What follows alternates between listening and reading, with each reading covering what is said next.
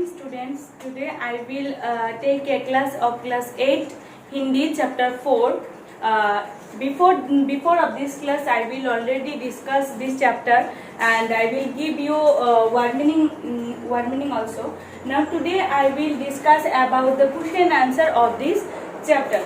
So listen carefully class 8 students and you follow this video at last from first to last. Okay, so let's start chapter 4 class 8. Here प्रश्नों के उत्तर, मतलब अभी जो हम लोग पढ़ने जा रहे हैं वो सब हिंदी है, तो मैं ये हिंदी में ही अब स्टार्ट करूंगी. प्रश्न के उत्तर मतलब क्वेश्चन एंड आंसर. तो योर फर्स्ट क्वेश्चन मतलब तुम लोगों के लिए पहला क्वेश्चन क्या है इस चैप्टर से. तुम लोग तो जानते हो चैप्टर 4 का नाम है या फिर भूल गया. चैप्टर 4 का नाम था दीवानों की हस्ती. ठीक है, तो इस दीवानों की हस्ती से ही क्वेश्चन है दीवाने क्या उड़ाने चलते हैं. दीवाने क्या उड़ाने चलते हैं. तो हमने जो कविता पढ़ लिया पहले ही, उसमें एक लाइन है दीवाने धूल उड़ाते जहाँ चले. तो यहाँ पर हम आसानी से ही क्वेश्चन का आंसर दे सकते हैं ना बच्चों.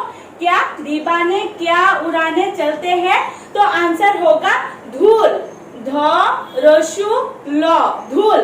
दीवाने क्या उड़ाने चलते हैं, दीवाने धूल उड़ाने चलते हैं. अगर तुम एक लाइन में लिखोगे तो दीवाने धूल उड़ाने चलते हैं, और एक वर्ड में आंसर दोगे तो क्या होगा धूल. So understand. Now next question, दीवाने क्या साथ लेकर चलते हैं. क्वेश्चन अच्छी तरह से समझो, इसके बाद ही आंसर देना है. ठीक है, दीवाने क्या साथ लेकर चलते हैं. दीवाने क्या साथ लेकर चलते हैं, मस्ती और खुशी का आलम.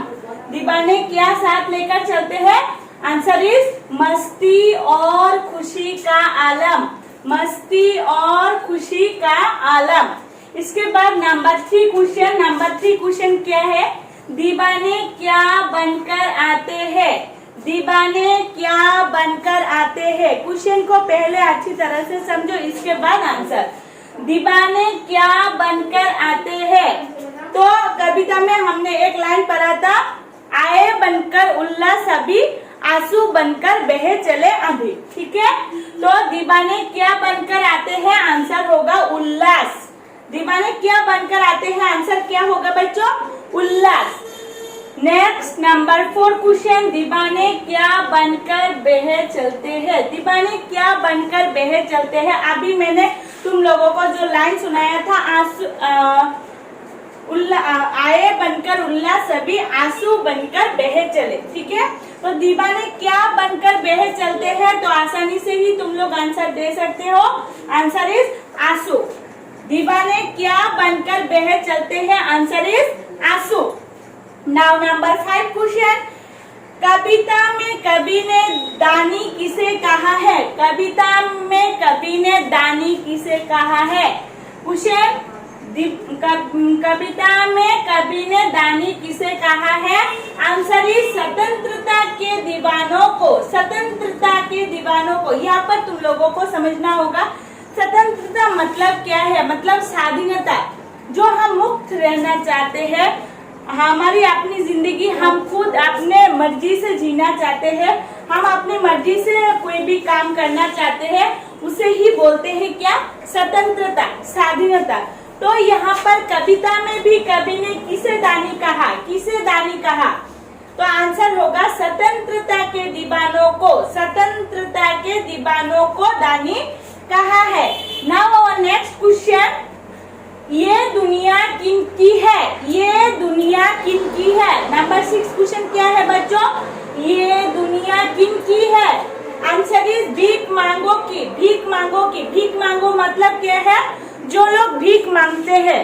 ठीक है, कोई खाना खाने के लिए भीख मांगते हैं, कोई किसी काम के लिए भीख मांगते हैं.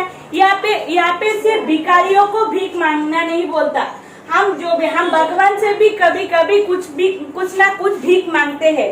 तो हम ये दुनिया में सभी लोग किसी ना किसी चीज के लिए किसी ना किसी के पास भीख मांगते ही रहते हैं हर वक्त.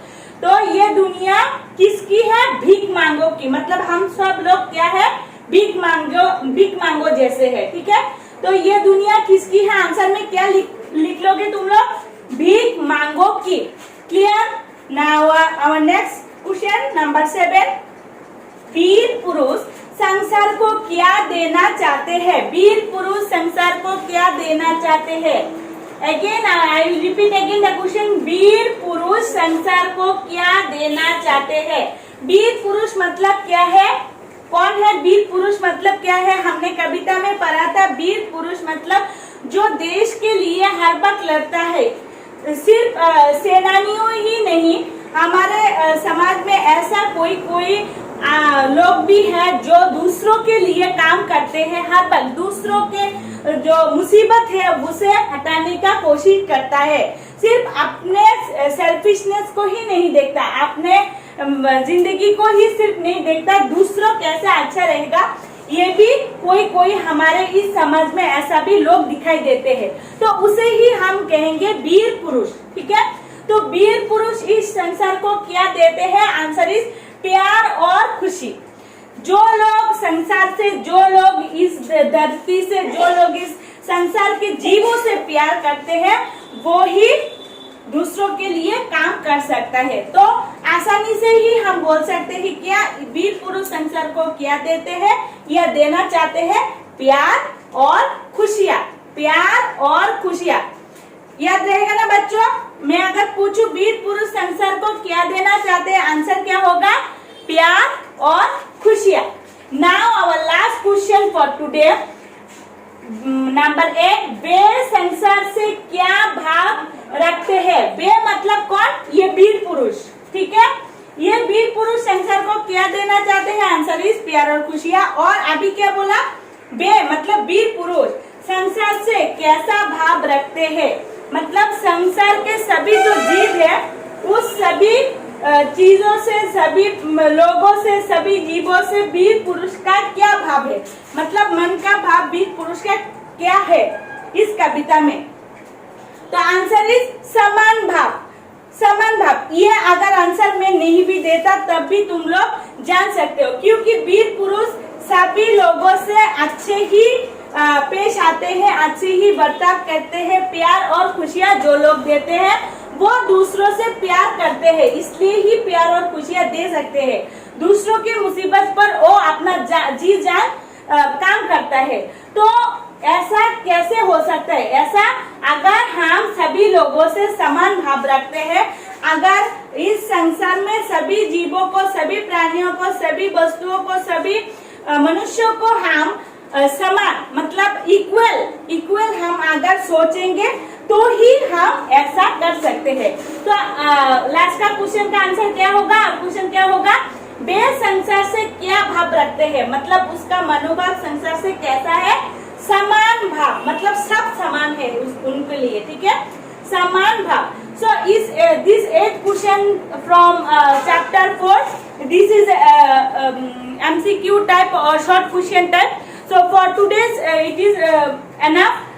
You learn properly, and if you have any problem of today's class, then you after following this video, you share your problem in the TPS group of class 8. So thank you students.